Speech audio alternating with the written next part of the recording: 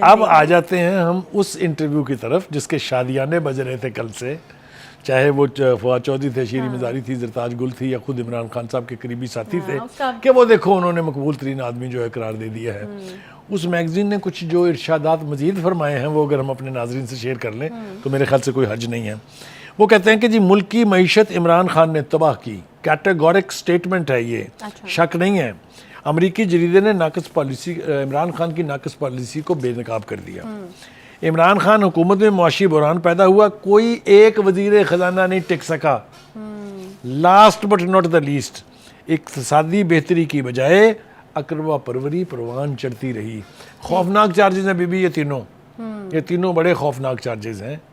Terrain کی بات میں پہلے کر چکا ہوں کیونکہ اسی میگزین نے کہا ہے کہ خان صاحب جو ہیں والد ہیں ٹیرین کے۔ یہ بھی بہت خوفناک بات ہے، آپ کو پتہ ہے، یعنی بقول مریم کے کہ یہ وہ بات ہے جو خان صاحب سے نہ اگلی جا رہی ہے نہ نگلی جا رہی ہے۔ Any way, having said that, گزارش یہ ہے کہ ہمیں ان ایکسٹریمز کو ٹچ نہیں کرنا چاہیے، چاہے یہ اس طرف کا دھڑا ہے چاہے اس طرف کا دھڑا ہے، کہ جہاں سے واپسی ممکن نہ ہو۔ ہمیں اپنے بیانات، ہمیں اپنے اقدامات جو ہیں وہ اس احتیاط سے لینے چاہیے کہ ہمیں واپس مڑ کے شرمندگی نہ اٹھانی پڑے۔ تو آپ کو لگتا ہے کہ یہ جو وضاحت یا پھر مزید تفصیلات اس کو کہیں گے، ٹائم میگزین جو جریدہ ہے اس کے جو یہ مضمون کی ہے، اس کے آنے کے بعد کچھ کنفیشنز بھی آپ دیکھیے یہ چیزیں اگر یہ چیزیں جی واقعی ہمارے دور میں کوئی وزیر خزانہ نہیں ٹکا، یہ چیزیں اگر مسلم لیگ نون یا پی ڈی ایم کی حکومت کے بارے میں کہی ہوتی نا ٹائم میگزین نے، تو پی ٹی آئی کے سوشل میڈیا ہینڈلر نے وہ قیامت برپا کرنی تھی کہ آپ سوچ نہیں سکتے۔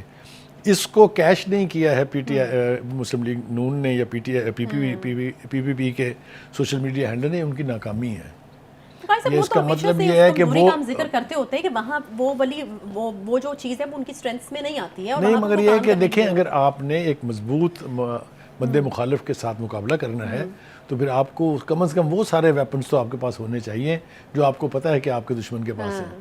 تو سوشل میڈیا کو اسٹرانگ نہ کرنے کا نتیجہ یہ ہے کہ اتنا بڑا مواد ہاتھ آیا ہو اور ایک لفظ ان کی طرف سے نہیں ہے۔ ابھی تک آپ نے کسی مسلم لیگ کی زبان سے باتیں سنی ہیں؟ تو ہمیں اسی لیے تو وہ پھر قرار دے دیتے ہیں کہ جی مسلم لیگ کے ہمدرد بیٹھے ہوئے ہیں یہاں، حالانکہ ہم نے خان صاحب کی بھی بڑی حمایت کی ہوئی ہے، لوگوں کو یاد نہیں رہتی۔ خان صاحب کو ایماندار آدمی میں نے ڈکلیئر کیا، اس کے باوجود کہ انہوں نے خود ثابت کیا کہ میں نہیں ہوں۔ ہم نے بہت تعریفیں کی خان صاحب کی۔ تو یہ آپ کی طرف سے کنفیشن آ رہا ہے آپ کی؟ میں نے غلط کہا تھا پہلے؟ نہیں، وہ مجھے اس لیے کنفیشن کرنا پڑ رہا ہے کہ ہمارے اوپر لاٹھی چارج میں کمی نہیں آتی کسی صورت بھی۔ انہوں نے گالی دینی ہوتی ہے، وہ نام لکھ لیتے ہیں 4 5 6 اور گالیاں شروع ہو جاتے ہیں۔ ہمارے پروگرام دیکھیں گے، آدھا سیگمنٹ جو ہے وہ تعریف کر رہا ہوتا ہے، آدھا جو ہے ہمارے پر لاٹھی چارج کر رہا ہوتا ہے۔ کیا کیا کہتے ہیں آپ نے تو پڑھا ہی ہے، اس لیے اس کی جی ہاں۔ تو اصل میں جس اوقات کے وہ خود ہیں، چونکہ وہ خود لفافوں پر پلتے ہیں، وہ خود دہاڑی دار ہیں، اس لیے وہ سمجھتے ہیں کہ ہر دوسرا آدمی دہاڑی دار ہے۔ ان کو شرم آنی چاہیے، اپنے گریبان میں منہ ڈالنا چاہیے۔ اور بالکل یہ کوئی ایسی بات آپ کو پتہ ہے آج کیا ہوا ہے؟ کیونکہ ہم نے کے پی کی خبر شامل کی تھی، آپ کو یاد ہوگا کہ وہاں پر کے پی گورنمنٹ کے خرچے کے اوپر سوشل میڈیا، آج میں آپ کو اس کی ڈیولپمنٹ دیتا ہوں کہ آج کے پی کے کی حکومت نے 5000 پی ٹی آئی کے ہائرڈ میڈیا ہینڈلرز کو سیک کر دیا۔ اچھا، یہ دیکھیں ٹیکس منی سے، لوگوں کے ٹیکس منی سے ہو کیا رہا تھا۔ تو ہم تو بولتے نہیں ہیں اس کے اوپر، ہم جان بوجھ کے اوائڈ کرتے ہیں کہ ایسے کامنٹ، ورنہ ان کو آئینہ صرف دکھانے کی ضرورت ہے، ایسے کر کے انہیں آپ آئینہ دکھائیں، ان کے بد شکلیں اس آئینے کے اندر دکھائی دیں گی۔ بڑے آرام سے بیٹھ کے میڈیا کے، سوشل میڈیا کے حوالے سے تنقید کر دیتے ہیں۔ مزہ تو تب ہے کہ سامنے بیٹھ کے بات کر کے دکھائیں، پھر میں مانوں ان کو کہ بڑے بہادر بھی ہیں اور بڑا ان کے پاس یعنی ایسا مواد ہے کہ ہم شرمندہ ہوں۔ تو وہ مجھے معلوم ہے ان کی اوقات کا، سب کو میں جانتا ہوں اچھی طرح سے۔ Any way, having said that, ایک اچھی بات جو ہے اس کا تذکرہ نہ کیا تو بڑی زیادتی ہوگی کہ جو پنجاب کے چیف منسٹر ہیں، انہوں نے سپریم کورٹ کے اس فیصلے کے بعد جو کہ متنازع ہے، جس کے اوپر ہر طرح کی گفتگو ہو رہی ہے، اس کے باوجود انہوں نے کہا کہ ہمارے پاس مینڈیٹ جو ہے وہ الیکشن کرانے کا ہے، ہم بالکل الیکشن کرائیں گے اور fair, free and transparent election کرائیں گے۔ This is a positive thing. میرے خیال سے الیکشن سے مفر کسی کو ممکن نہیں ہے، لیکن ایک اور چیز جو میں پوچھنا چاہتا تھا جو کنور دلشاد صاحب ہیں، کہ ایک اور چیز بھی یہ ہے کہ آئین میں نہیں تو کم از کم یہ رولز میں ہے کہ 4 اسمبلیوں کے اور 1 نیشنل اسمبلی کا الیکشن ایک ہی دن ہونے چاہیے۔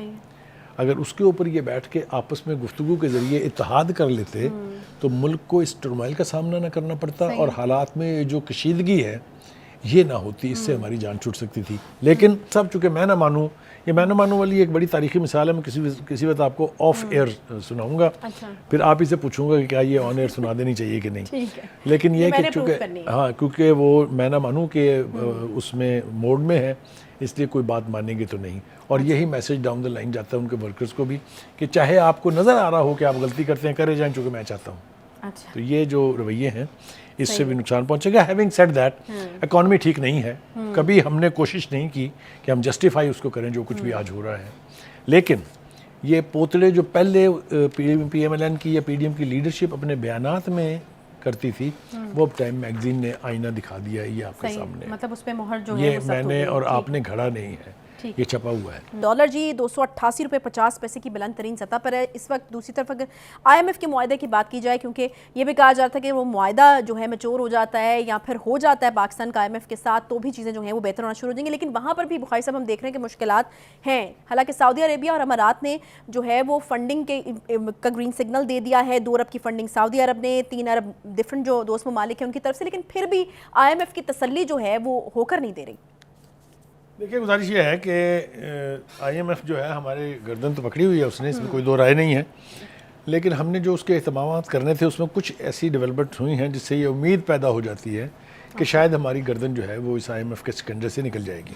مثال کے طور پہ چین نے $2 ارب اور دے دیے ہیں. آپ کو پتہ ہے پرائم منسٹر نے اس کا اعلان کیا پارلیمنٹ کے فلور پر، اس لیے یہ جھوٹ نہیں ہو سکتا.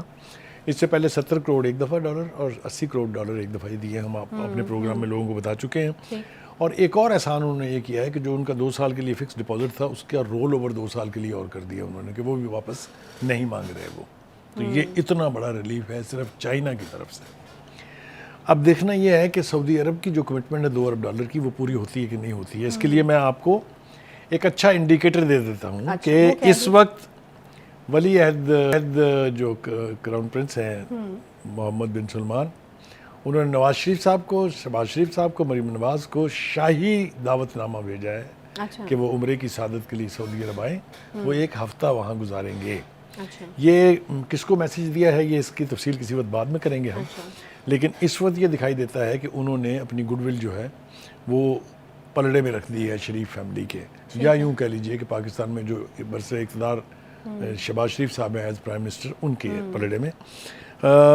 اور مجھے یوں لگتا ہے کہ وہ جس $2 ارب کی بات ہم کر رہے ہیں کہ سگنل انہوں نے دے دیا ہے، شاید وہ اس ملاقات کے دوران، اس عمرے کی دعوت کے دوران یا اس کے فوری بعد پر وہ اناؤنسمنٹ ہو جائے گی. دوسری امید ہے ہمیں یو اے ای سے. یو اے ای ہے بھی ہمارا ایک ایسا پارٹنر رہا ہے جس نے جب کبھی ہم پورے اکنامک کرنچ میں گئے ہیں انہیں ہماری مدد کی ہے. تو اسحاق ڈار صاحب 10 اپریل کو جائیں گے امریکہ کے لیے، لیکن وہ جانے سے پہلے یو اے ای کا دورہ بھی کریں گے. تو یہ جو 2 ذکر آپ نے کیے ہیں کہ یہ یہاں سے ہمیں ریلیف کی توقع ہے، مجھے یوں لگتا ہے کہ یہ یقینی طور پہ ریلیف ہمیں مل جائے گا. ایک کچھ تو خزاں ہے باعث بربادی چمن، کچھ باغباں کا ہاتھ بھی اس میں ضرور ہے.